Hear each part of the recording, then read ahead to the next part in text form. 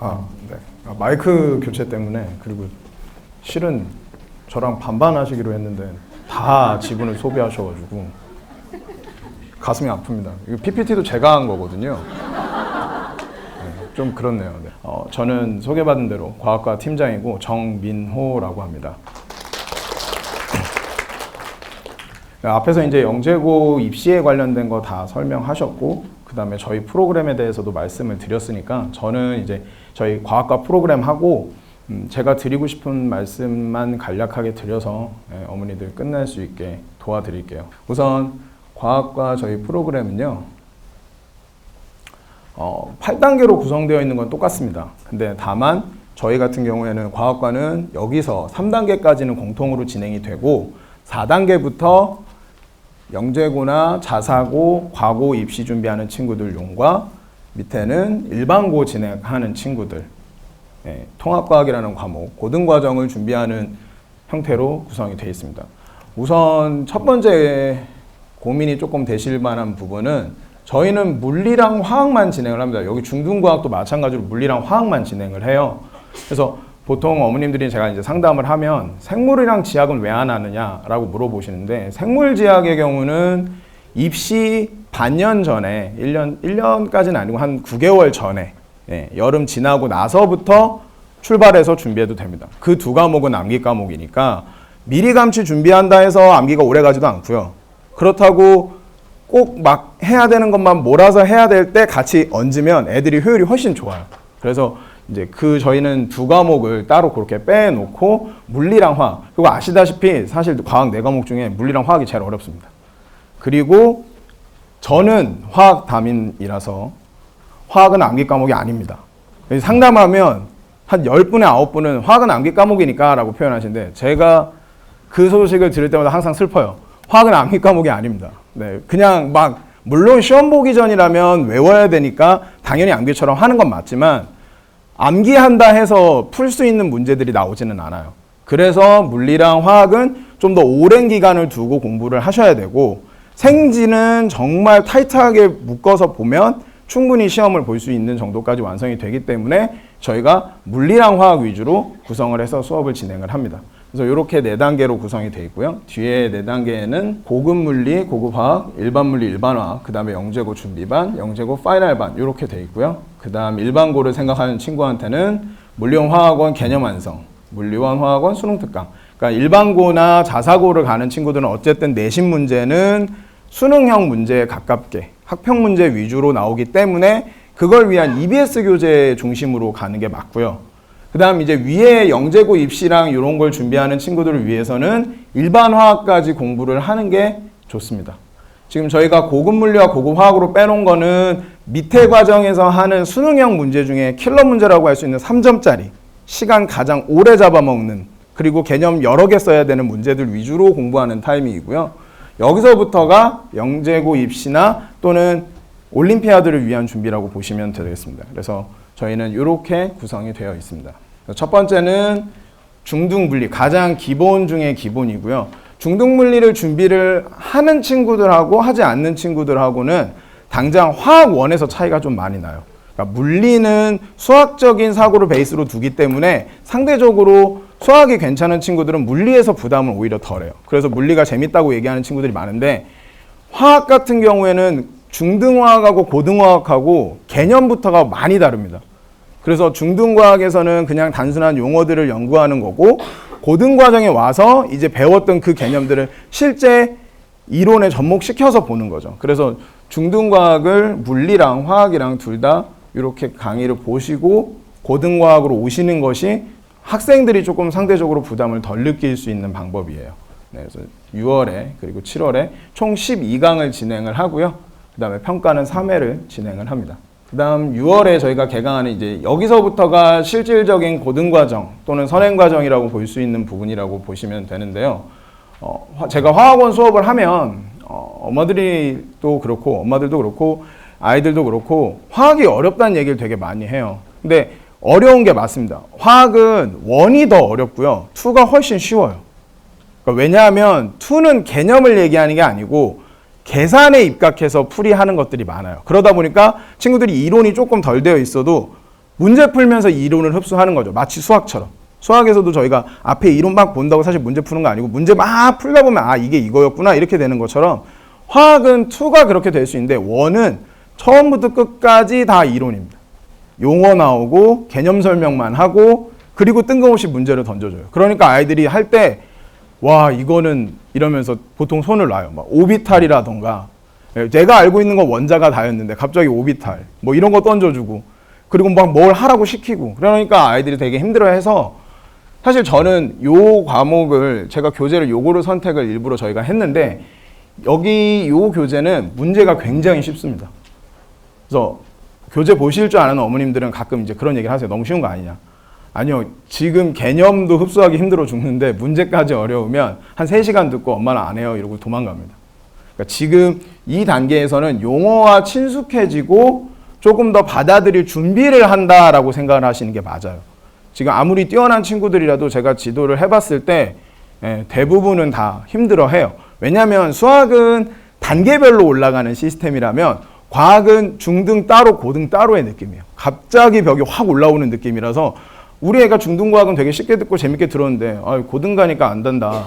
선생님이 못 가르치는 거는 아닙니다. 네, 일단은 저는 못 가르치지 않습니다. 엄마들도 학생들도 결국 종강할 때는 다 좋아하더라고요. 그러니까 초반 부분이 좀 많이 힘들어요. 용어가 많이 나오다 보니까. 그래서 그 부분들을 조금 신경 쓰다 보니 교재를 조금 낮추더라도 아이들이 편하게 일단 한번 들어봐. 하다 보면 된대. 이렇게 생각을 해주시면 될 것 같아요. 그래서 그렇게 준비를 하고 실제로는 여기서부터가 이제 시작이라고 보시면 돼요. 여러분 어머니들도 잘 아시는 하이탑 교재. 네. 요번에 요게 바뀐 교재인데 문제가 굉장히 잘 뽑혔더라고요.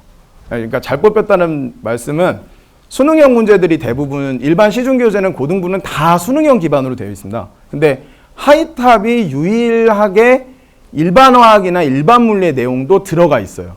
그래서 이제 어려운 교재라고 부르는 건데 실제로는 선생님들이 그 부분을 짚어주고 설명해주고 정리해주지 않으면 그렇게 어려운 교재는 아닙니다. 일반 교재랑 똑같아요. 문제도 똑같았고요. 근데 이번에 바뀐 버전에는 뒷부분에 일반화스럽게 나온 문제들이 있어요. 그래서 제가 되게 해주면서 되게 좋아했거든요. 야 이거 좋다 문제. 그러면서 했는데 그래서 이제 하이탑으로 접근해서 경시를 위한 준비를 이제 실제적으로 한다고 보시면 될 것 같습니다. 그 다음에 9월 예정인 이건 하이탑 2, 화학 2, 물리 2. 아직 2 과목은 정규교과 편제상 시작이 안 됐어요. 지금 현재 바뀐 교육과정에서 가장 높은 학년이 고2다 보니까 아직 화학 2는 요거는 예전 버전을 가지고 제가 이제 표제를 넣어놨는데 이 9월이다 보니까 늦어도 보통 11월에서 12월 정도면 새 버전이 나오더라고요. 그래서 일단은 진행을 이걸로 하고 하다가 아까 말씀드렸던 그 문제 부분 그런 부분만 발췌해서 다시 친구들하고 같이 진행을 할 예정인데 그래서 이렇게 해서 16강 그리고 평가는 총 4번 정도 진행을 해서 진행이 된다고 보시면 되겠습니다. 1월에 넘어오면 고급 물리와 고급 화학 이 파트가 아까 말씀드렸던 수능에서 제일 난이도 높은 융합형 킬러 문제들 위주로 구성해서 연습하는 거라고 보시면 돼요. 그래서 자사고 가는 친구들이나 혹은 북가고든 영재고든 요 문제들을 풀어내는 정도의 수준이 되면 우선은 내신에 대해서는 조금 부담을 내려놔도 된다라고 보시면 될 것 같아요. 여기까지가 사실은 최상위 문제라고 보시면 맞거든요. 그래서 일반적인 교육과정 커리상 요 단계를 거치면 애들이 이제 내신에 하는 데 있어서 부담은 좀 덜 할 수 있겠다. 이렇게 말씀을 드리는 게 예전에 영재고 준비했다가 이제 지금 고3 들어가 있는 친구들이 저한테 연락 오면 제일 기분이 좋은 게 저는 화학 공부는 안 해도 돼요. 이렇게 얘기하는 게 기분이 제일 좋더라고요.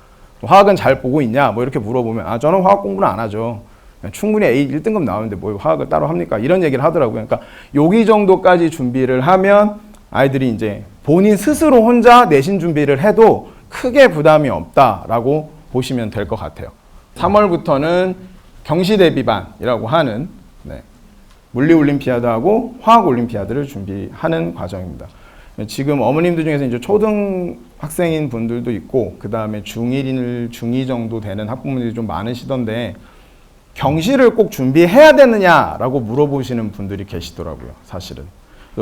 제가 이제 이전에 몇 년 전에 설명회를 할 때는 그거는 이제 선택의 문제인 것 같다라고 말씀을 드렸는데 몇 년 더 계속 해보니까 조금 고생스러운 건 맞아요. 어머니들이 염려하시는 부분은 충분히 이해가 되고 그게 현실이긴 합니다. 근데 그 과정에서 버티는 힘을 기른다는 부분에 있어서는 준비해본 친구하고 해보지 않은 친구하고는 정말 달라요.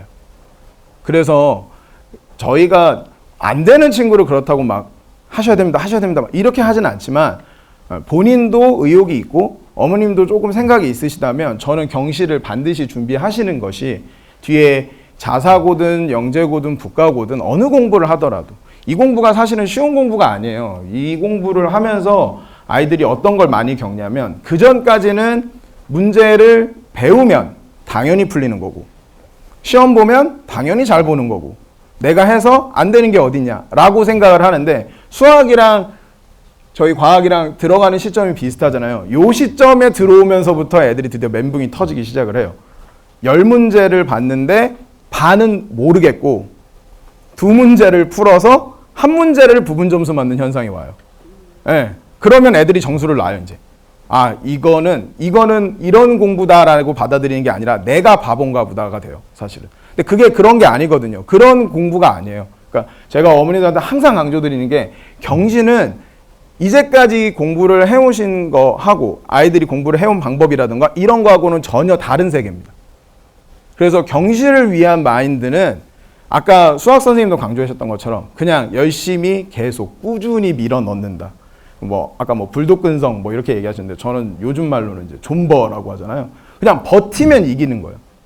버티고 버티다 보면 그게 어느 순간 머리가 열리면서 되는 현상이 생겨요. 그거를 자신 있게 말씀드릴 수 있는 건 올해 친구들이 그랬거든요.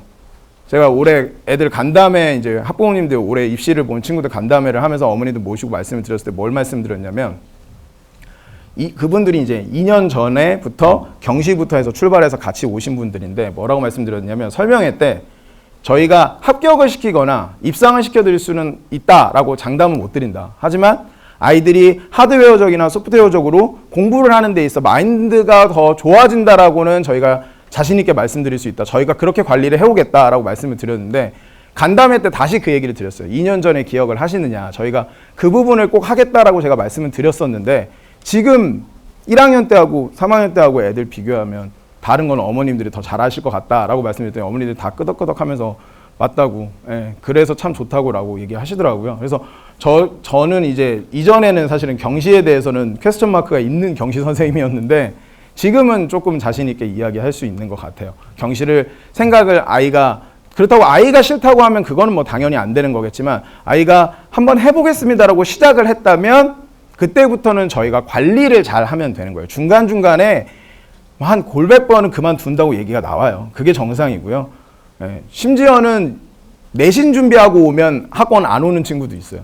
왜냐면 학교 내신 준비해보면 이틀 공부해도 100점 나오는데 난 이거를 지금 1년째 하고 있는데도 여전히 2문제 풀고 있는데 이렇게 되거든요. 근데 그렇게 하는 것 자체가 그 아이한테 엄청나게 크게 도움이 돼요. 저희가 그리고 도움이 될 수 있도록 지도를 하고 있고요. 그러니까 경시라는 부분에 있어서 한 번 더 생각을 좀 해주시면 좋을 것 같습니다. 뒤에는 영재고 준비반. 9월부터 이제 화오리, 물오리 8월에 있어서 그게 끝나고 나면 9월부터 실질적인 입시 준비가 진행이 된다고 보시면 돼요. 그래서 여기 있는 이 INI라는 요 교재는 이제 시중 교재인데 이 교재가 이제 중등과학부터 고등과학까지 다 섞여 있는 과목이에요. 그래서 요거 가지고 선생님들이 이제 내용 정리를 다시 한번 하면서 중등과 고등이 어떻게 브릿지 돼 있는지. 영재고 시험에서는 주로 중등을 빙자한 고등 문제를 물어보기 때문에 그걸 어떻게 연결 지을 수 있는가를 학생들이 배워야 돼요. 그래서 그 부분을 강조해서 가르쳐 주고요. 그 다음에 물리랑 화학은 그거 이상의 수준을 요구하는 경우들이 있기 때문에 특목과학이라는 걸 가지고 하고 생물지학은 그래도 역시 전통의 하이탑, 하드 핫탑 가지고 진행을 하고요. 마지막으로 1월부터는 저희가 파이널, 입시 대비를 위해서 시험을 본다라고 보시면 되겠습니다. 자, 그 다음은 일반고 과정에서 하는 통합과학에 대한 설명인데요. 1월 겨울방학에 보통은 이제 일반 과정들은 대부분 겨울방학과 여름방학에 편성이 된다고 보시면 돼요. 고등부 친구들이나 예비고 친구들은 이제 학기 중에는 영어, 수학 이거 하느라 바쁘고 실질적인 대부분의 시간은 방학 때, 과학은 방학 때 준비를 하는구나 라고 생각을 해주시면 되겠습니다.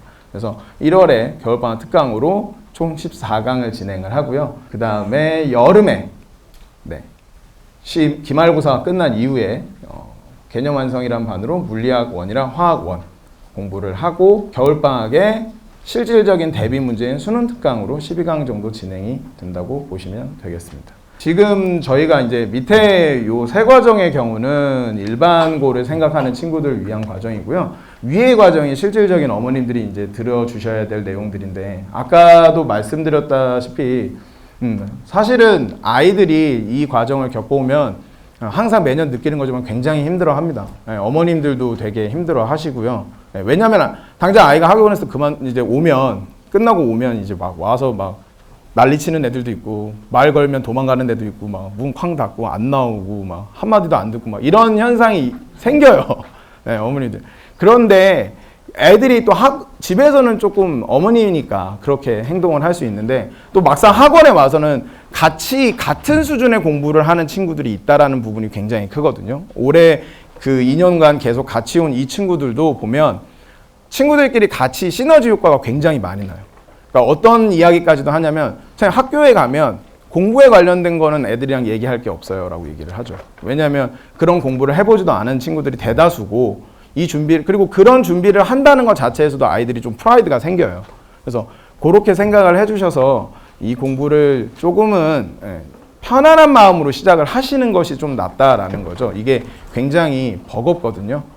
그렇지만 꼭 한 번쯤은 준비를 해서 하기만 한다면 저희가 올해도 그래서 사실 마무리 멘트로 이걸 그래서 말씀을 드리는 거예요. 아이들이 2년이 지났을 때 최소한 아니면 1년이 지났을 때 아이들이 달라진 게 있고 이렇게 공부를 해왔기 때문에 앞으로 공부하는 데 있어서는 크게 부담이 없을 겁니다 라고 다시 한번 말씀을 드릴 수 있도록 그렇게 아이들을 지도하도록 하겠습니다.